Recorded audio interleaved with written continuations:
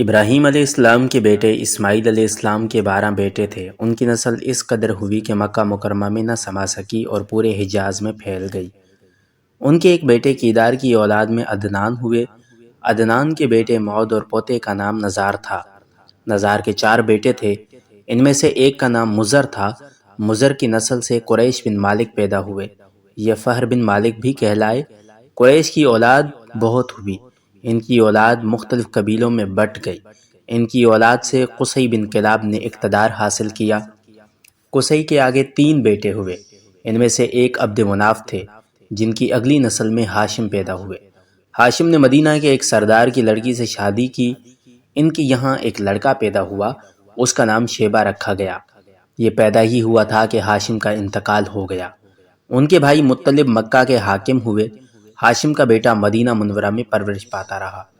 جب مطلب کو معلوم ہو گیا کہ وہ جوان ہو گیا ہے تو بھتیجے کو لینے کے لیے خود مدینہ گئے۔ اسے لے کر مکہ مکرمہ پہنچے تو لوگوں نے خیال کیا کہ یہ نوجوان ان کا غلام ہے۔ مطلب نے لوگوں کو بتایا، یہ ہاشم کا بیٹا اور میرا بھتیجا ہے۔ اس کے باوجود لوگوں نے اسے مطلب کا غلام ہی کہنا شروع کر دیا۔ اس طرح شیبہ کو عبد المطلب کہا جانے لگا۔ انہی عبد المطلب کے یہاں ابو طالب، حمزہ، عباس، عبداللہ، ابو لہب، حارث، زبیر، زرار اور عبد الرحمن پیدا ہوئے۔ ان کے بیٹے عبداللہ سے ہمارے نبی حضرت محمد صلی اللہ علیہ وسلم پیدا ہوئے۔ عبد المطلب کے تمام بیٹوں میں عبداللہ سب سے زیادہ خوبصورت اور سب سے زیادہ پاک دامن تھے۔ عبد المطلب کو خواب میں زمزم کا کنواں کھودنے کا حکم دیا گیا، یعنی حضرت اسماعیل علیہ السلام کے کنویں کو۔ اس کنویں کو قبیلہ جرہم کے سردار مزام نے پاٹ دیا تھا۔ قبیلہ جرہم کے لوگ اس زمانے میں مکہ کے سردار تھے، بیت اللہ کے نگران تھے۔ انہوں نے بیت اللہ کی بے حرمتی شروع کر دی۔ ان کا سردار مزام بن عمرو وہ اچھا آدمی تھا۔ اس نے اپنے قبیلے کو سمجھایا کہ بیت اللہ کی بے حرمتی نہ کرو، مگر ان پر اثر نہ ہوا۔ جب مزام نے دیکھا کہ ان پر کوئی اثر نہ ہوتا ہے تو قوم کو اس کے حال پر چھوڑ کر وہاں سے جانے کا فیصلہ کیا۔ اس نے تمام مال، دولت، تلواریں اور زرہیں وغیرہ خانہ کعبہ سے نکال کر زمزم کے کنویں میں ڈال دیں اور مٹی سے اس کو پاٹ دیا۔ کنواں اس سے پہلے ہی خشک ہو چکا تھا، اب اس کا نام و نشان مٹ گیا۔ مدتوں یہ کنواں بند پڑا رہا۔ اس کے بعد بنو خزاع نے بنو جرہم کو وہاں سے مار بھگایا۔ بنو خزاع اور قصی کی سرداری کا زمانہ اسی حالت میں گزرا، کنواں بند رہا، یہاں تک کہ قصی کے بعد عبد المطلب کا زمانہ آ گیا۔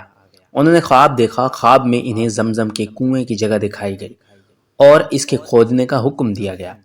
حضرت علی رضی اللہ عنہ سے روایت ہے کہ عبد المطلب نے بتایا، میں حجر اسود کے مقام پر سو رہا تھا، میرے پاس ایک آنے والا آیا، اس نے مجھ سے کہا طیبہ کو کھودو۔ میں نے اس سے پوچھا طیبہ کیا ہے، مگر وہ کچھ بتائے بغیر چلا گیا۔ دوسری طرف رات پھر خواب میں وہی شخص آیا، کہنے لگا برہ کو کھودو۔ میں نے پوچھا برہ کیا ہے، وہ کچھ بتائے بغیر چلا گیا۔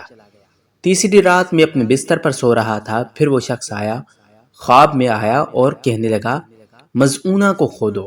میں نے پوچھا مزعونہ کیا ہے، وہ بتائے بغیر چلا گیا۔ اس سے اگلی رات پھر میں بستر پر سو رہا تھا کہ وہی شخص آیا اور بولا زمزم کو کھودو۔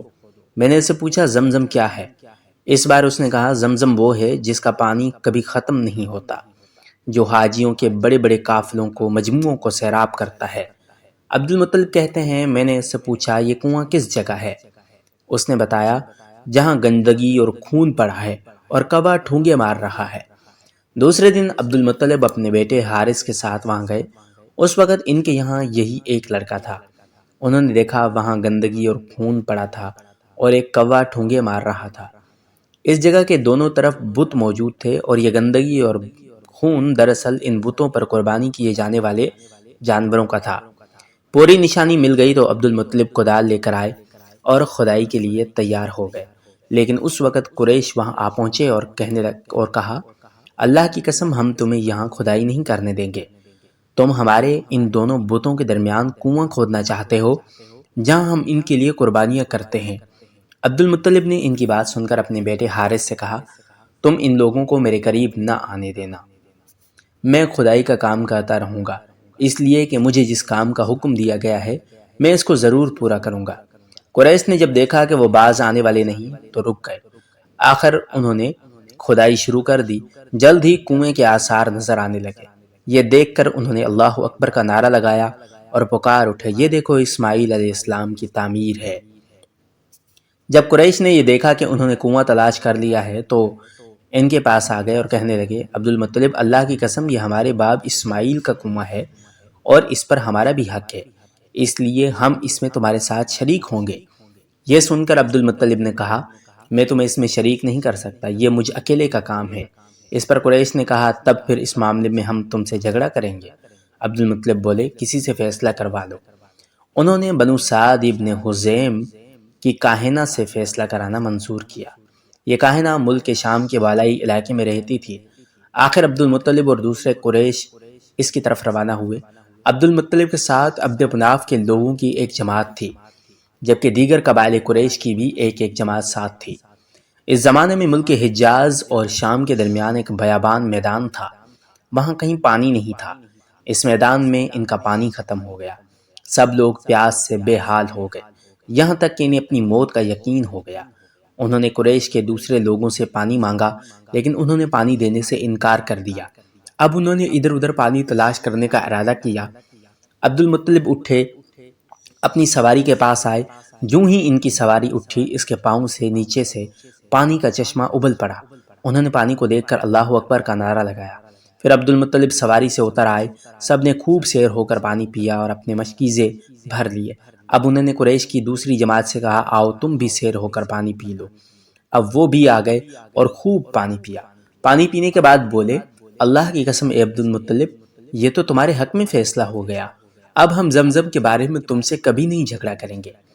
جس ذات نے تمہیں اس بیابان میں سیراب کر دیا ہے، وہی ذات تمہیں زمزم سے بھی سیراب کرے گا، اس لیے یہیں سے واپس چلو۔ اس طرح قریش نے جان لیا کہ اللہ عبد المطلب پر مہربان ہے، لہٰذا ان سے جھگڑا کرنا بے سود اور کاہنہ کے پاس جانے کا کوئی فائدہ نہیں۔ چنانچہ سب لوگ واپس لوٹے۔ واپس آ کر عبد المطلب نے پھر کنویں کی کھدائی شروع کی۔ ابھی تھوڑی سی کھدائی کی ہوگی کہ مال، دولت، تلواریں، زرہیں نکل آئیں۔ اس میں سونا اور چاندی وغیرہ بھی تھی۔ یہ مال و دولت دیکھ کر قریش کے لوگوں کو لالچ نے آ گھیرا۔ انہوں نے عبد المطلب سے کہا، عبد المطلب، اس میں ہمارا بھی حصہ ہے۔ ان کی بات سن کر عبد المطلب نے کہا کہ نہیں، اس میں تمہارا کوئی حصہ نہیں، تمہیں انصاف کا طریقہ اختیار کرنا چاہیے، آؤ 500 کے تیروں سے قرعہ ڈالیں۔ انہوں نے ایسا منظور کر لیا۔ 2 تیر کعبے کے نام سے رکھے گئے، 2 عبد المطلب اور 2 قریش کے باقی لوگوں کے نام۔ پانسا پھینکا گیا تو مال اور دولت کعبہ کے نام نکلا، تلواریں اور زرہیں عبد المطلب کے نام، اور قریش کے نام کے جو تیر تھے وہ کسی چیز پر نہ نکلے۔ اس طرح فیصلہ ہو گیا کہ عبد المطلب نے خانہ کعبے کے دروازے کو سونے سے سجا دیا۔ زمزم کی کھدائی سے پہلے عبد المطلب نے دعا مانگی تھی کہ اے اللہ، اس کھدائی کو مجھ پر آسان کر دے، میں اپنا ایک بیٹا تیرے راستے میں ذبح کروں گا۔ اب جب کنواں نکل آیا تو انہیں خواب میں حکم دیا گیا، اپنی منت پوری کرو، یعنی ایک بیٹے کو ذبح کرو۔